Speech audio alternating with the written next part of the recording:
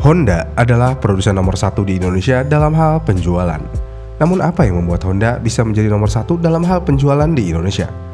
Banyak yang bilang sih ya karena branding, karena Honda sudah ada sejak lama di Indonesia dan produk Honda sudah diterima banget oleh masyarakat Indonesia. Jadinya ya apa yang dikeluarin Honda pasti akan diterima oleh masyarakat Indonesia. Ya secara harfiah sih benar, Honda memang sangat kuat dari hal brand image. Namun bukan hanya itu yang membuat Honda bisa menguasai pasar di Indonesia. Karena mau bagaimanapun, Honda bisa dikatakan cukup pintar untuk bermain aman di Indonesia.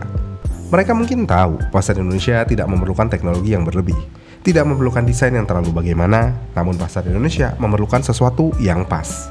Pas di desain, pas di teknologi, dan pas di harga.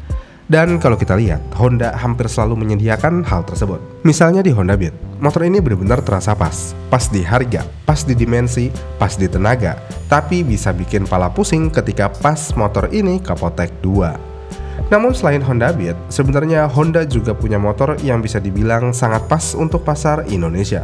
Pas di harga, pas di teknologi, pas di tenaga, dan pas di desain. Dan motor ini yang pasti tidak menggunakan rangkai ISAF yang bikin pusing pas motornya Kapotec 2. Ya, ini adalah Honda Vario 125 dan motor ini adalah motor paling pas dalam segala aspek. Bahkan terkadang bisa dikatakan motor ini terlalu overpower sehingga motor ini hampir nggak ada lawannya di kelas yang sama. Oke, kita harus akui, motor ini bukan yang paling besar dalam hal cc, bukan juga yang paling mahal, bukan yang paling canggih di atas kertas, tapi entah kenapa dari tahun ke tahun penjualannya stabil, peminatnya luas dan reputasinya ya bisa dibilang cukup oke. Namun apa yang membuat motor ini sangat overpower? Overpower di sini bukan dalam arti kencang dalam hal tenaga, tapi dalam arti terlalu dominan di pasar. Dan Vario 125 yang akan kita bahas ini tidak terpatok ke generasi terbaru, tapi hampir di seluruh jajaran Vario 125. Jadi, kenapa Vario 125 sangat OP? Hal ini bisa terjadi karena Honda Vario 125 berada di kelas yang unik. Motor ini tidak berdiri di kelas entry level seperti Beat atau Genio, tapi juga tidak sepenuhnya masuk ke kelas Matic Premium seperti PCX atau NMAX, yang berarti motor ini ada di tengah. Menariknya, posisi inilah yang membuatnya mematikan. Karena mau bagaimanapun, untuk konsumen Indonesia, kelas tengah adalah kelas paling gemuk, paling realistis, dan paling rasional. Kenapa? Ya karena biasanya kelas tengah sudah memiliki performa dan teknologi yang cukup, memiliki desain yang cukup, dan yang pasti harga yang cukup pas untuk kebanyakan orang. Kasarnya kalian bisa merasakan kelas entry level di motor ini, tapi bisa juga merasakan kelas premium dari motor ini. Ya di tengah-tengah aja. Dan kelas tengah ini benar-benar pas di pasar Indonesia. Kemudian karena motor ini selalu berada di kelas tengah, desain motor ini benar-benar terasa sangat pas juga. Walaupun sebagian orang selalu menyebut Vario 125 selalu menggunakan desain yang sangat aman, tidak pernah ekstrim atau keluar dari patternnya dan lainnya, tapi sebenarnya disitulah kekuatan Vario 125 ini. Desainnya selalu berubah sedikit, misalnya dari KZR ke LED, garis desainnya ya masih terasa mirip. Kemudian dari LED old ke new LED, perubahan desain yang di bawah juga tidak terlalu signifikan. Dengan adanya perubahan desain yang tidak terlalu signifikan ini, akhirnya motor ini memiliki template desain yang pelan tapi hampir pasti. Kemudian selain dari desain, untuk tenaga mesinnya motor ini sudah sangat cukup di pasar. Yang mana dengan mesin 125, motor ini tidak terasa lemot, motor ini juga tidak terasa ngebut. Semua terasa pas. Konsumsi BBM-nya pun juga cukup oke, walaupun tidak seirit Honda Beat. Namun kita tidak bisa menyamakan konsumsi BBM dengan Honda Beat, karena tenaga Honda Beat dengan motor ini ya jelas sangat berbeda. Iya kan?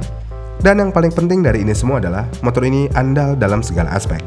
Mesinnya cukup bisa diandalkan dalam hal keawetan. Rangkanya ya karena tidak menggunakan SAF, jadi ya sangat bisa diandalkan dalam hal keawetan.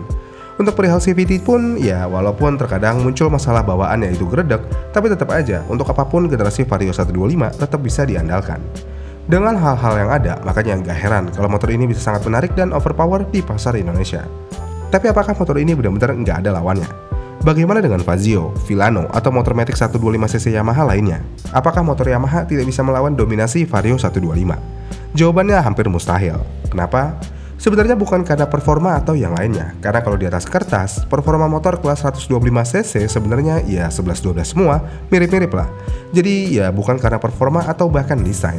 Karena walaupun desain Vario menarik, tapi Fazio atau Villano pun juga cukup menarik desainnya untuk sebagian orang. Lalu apa? Jawabannya lagi dan lagi positioning. Maksudnya gimana? Honda Vario 125 bukan berada di kelas entry level seperti Genio, Scoopy, atau Honda Beat. Honda Vario 125 ada di kelas tengah. Dan sekali lagi, kelas tengah sangat berarti di pasar Indonesia. Sedangkan untuk motor Yamaha nih, motor yang bermesin 125cc Yamaha semuanya berada di kelas entry level. Misalnya kalian beli Yamaha Mio M3 125, Fazio 125, Gear Ultima Hybrid 125, bahkan sampai Villano 125. Semua motor tersebut bisa dikatakan berada di kelas yang sama di jajaran motor Yamaha, yaitu kelas entry level. Karena mau bagaimanapun, 125cc saat ini sudah menjadi mesin terendah yang digunakan oleh Yamaha. Mungkin hal ini bagus secara performa dan bisnis secara produksi dan R&D, tapi sayangnya hal ini cukup buruk dari sisi positioning produk. Kasarnya gini, Yamaha tidak bisa melebihkan satu produknya dengan produk yang lain kecuali desain dan fiturnya aja. Karena kalau ditanya mesin, ya semuanya sama aja. Dan hal itu nggak terlalu bikin konsumen greget untuk memutuskan membeli motor tersebut. Sedangkan di Honda, sales Honda akan dengan mudah memainkan psikologis konsumennya. Mau yang murah, irit, mesin bandel, dan tenaganya cukup, ya si sales bisa memberikan opsi Honda Beat. Lalu kalau konsumennya tidak mau performanya Honda Beat, ya si sales tinggal kasih Vario 125. Jika Vario 125 dirasa kurang, ya si sales bisa kasih Vario 160, dan seterusnya. Nah, menariknya lagi, dari perihal harga, Honda juga bermain di sini. Honda Beat dibikin yang paling murah, Honda Vario 125 dibikin berada di tengah, dan Vario 160 dibikin yang paling mahal. Kasarnya nih ya, Honda Vario 125 itu seharusnya menjadi produk decoy atau produk yang seharusnya tidak laku, karena produk tersebut hanya bertugas untuk membuat produk yang termurah menjadi murah dan produk yang tinggi menjadi hal yang masuk akal. Tapi menariknya, Honda Vario 125 malah laris manis di pasaran, dan hal ini menambah keunikan Vario 125. Iya kan? Dengan hal itu semua, jelas Honda Vario hampir tidak memiliki lawan yang seimbang di pasar Indonesia. Karena sekali lagi, Honda Vario 125 masuk dalam kelas mid-range di jajaran motor Honda. Sedangkan lawannya yaitu Yamaha yang menggunakan mesin 125cc, semuanya berada di kelas entry level. Dari hal ini aja, ya jelas Honda Vario memiliki nilai lebih yang tidak dimiliki produsen manapun di pasar Indonesia. Jadi gak heran kalau motor ini benar-benar overpower dalam hal penjualan. Bahkan saking overpowernya, Honda bisa dibilang bisa sesuka hati bikin motor ini mau kayak gimana.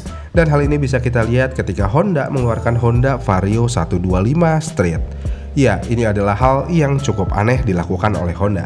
Mengingat brand image Vario itu bukan seperti Honda Beat, tapi mau bagaimanapun, lagi dan lagi Honda seperti bermain psikologis di sini. Mereka tidak bisa memberikan sesuatu yang benar-benar baru atau all new, tapi mereka bisa memberikan sesuatu yang benar-benar baru dalam hal sesuatu yang tidak bisa dijelaskan, yaitu copot batok, pasangin speedometer, open stang, dan jadi versi street. Ya, ini all new banget sih dalam hal pola pikir. Sangat brilian dan luar biasa.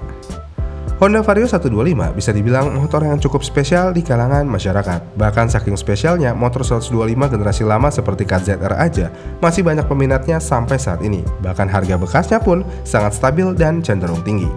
Memang Honda Vario 125 tidak secanggih Vario 160, tapi satu hal yang pasti, rangka Honda Vario 125 lebih kuat dan aman daripada rangka Honda Vario 160. Dah, itu aja. Iya kan? Gimana nih menurut kalian? Komen di kolom komentar di bawah ya, dan sampai jumpa di video selanjutnya.